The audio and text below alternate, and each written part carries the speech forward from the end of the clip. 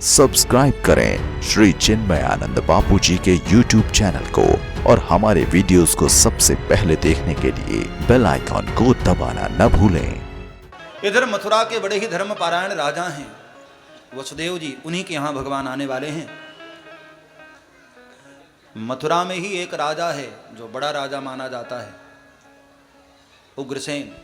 उग्रसेन का ही ये बेटा है कंस। कंस ने जबरदस्ती राज्य को छीन लिया है और बहुत सारे दुष्टों से उसने अपनी मैत्री कर ली है। जब समाज में उसकी छवि बिगड़ने लगी तब एक अच्छा काम किया, अपनी चचेरी बहन का ब्याह अपने मित्र वसुदेव के साथ किया। और आकाशवाणी हुई विदाई के वक्त, रे दुष्ट कंस, जिस बहन को इतने प्यार से तू लेकर जा रहा है ना, उसी की 8वीं संतान तेरी मौत हो। कंस ठहाका मारकर हंसने लगा कि सुनो आकाश, तुम्हारी वाणी को मैं झूठी करके रहूंगा, क्योंकि न रहेगी बहन न इसकी 8वीं संतान। खड्ग लेकर के मारने चला। वसुदेव महाराज ने पकड़ लिया, ठहरो कंस, किसको किसको तुम मारो? फिर भी मरना तो तुम्हें पड़ेगा ही कंस। कुछ भी कर लो, संसार में कोई अमर नहीं हो सकता है, मरना सभी को पड़ता है। इसलिए कितना जीते हो महत्व इसका नहीं है कंस, कैसे जी रहे हो महत्व इसका है। आने वाला वक्त तुमने कितना जीवन जिया ये याद नहीं रखता है, लेकिन तुमने कैसे जीवन जिया है ये पूरा जमाना याद रखता है। हमारी यादें तो हित बच जाती हैं प्यारे। हाँ, जाने के बाद पुण्यतिथि कौन याद रखता है? स्वामी विवेकानंद मात्र 32 वर्ष की आयु में चले गए, बहुत कम उम्र में। कहां आज उनकी पुण्यतिथि लोग याद रख पाते हैं? लेकिन हां, उन्होंने किया क्या ये पूरी दुनिया को पता है। उनके सत्कर्म सारी दुनिया याद रखती है। इसी तरह मेरे भाई बहन, तुम कितना जीते हो कोई इसको ध्यान देने वाला नहीं है। समाज में तुम कैसे जी रहे हो दुनिया उसको याद रखेगी।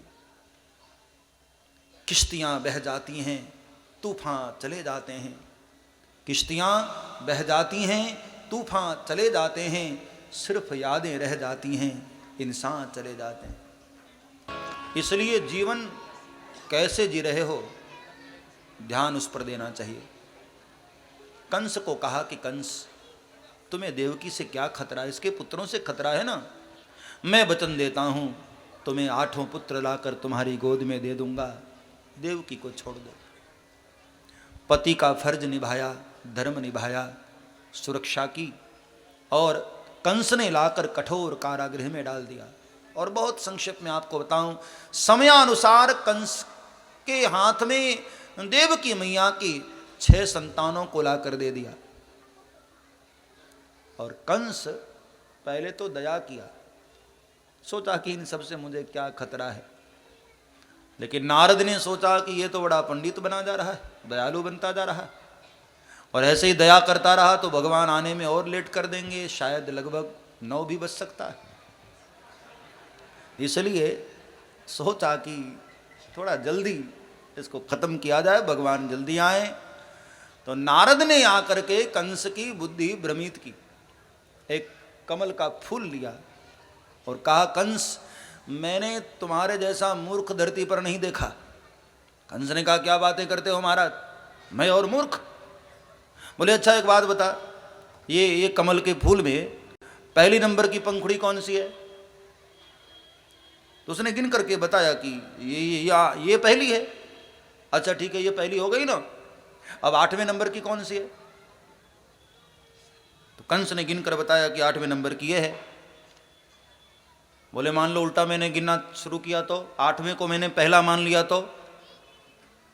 बोले, महाराज ये चक्कर चक्कर क्या घुमा रहे हो, सीधे सीधे बताओ ना।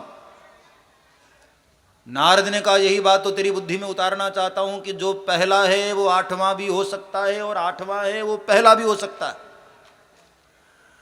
उसका मैथमेटिक्स बहुत हायर है, बहुत ऊंचा है, बड़ा विचित्र गणित है उसका। वो कहीं से भी जोड़ जाड़ करके 8वां साबित कर देगा कि यही 8वां था।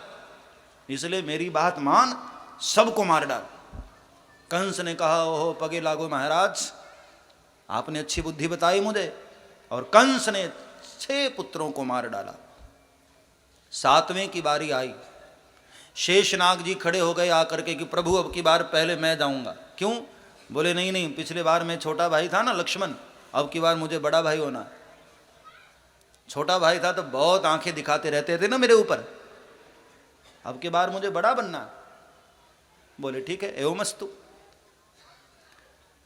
लेकिन भगवान ने सोचा कि शेषनाग जी चले तो गए हैं, लेकिन उनको पता नहीं कि जन्मते ही मामा जी चले आते स्वागत के लिए। इसलिए योग माया के द्वारा संकर्षण करके पहली पत्नी के गर्भ में पहुंचा दिया वसुदेव महाराज के, रोहिणी माता के गर्भ में। और यहां देव की मैया का गर्भ गायब हो गया 7वां। कंस को बड़ी टेंशन हुई, ये 7वां गर्भ कहां गायब हो गया, जरूर कोई चाल है विष्णु की।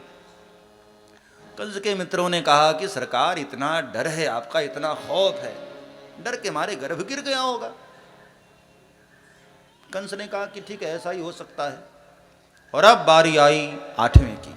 समय बीता, भगवान स्वयं आकर के मैया के गर्भ में विराजमान हो गए और धीरे धीरे धीरे समय नजदीक आने लगा।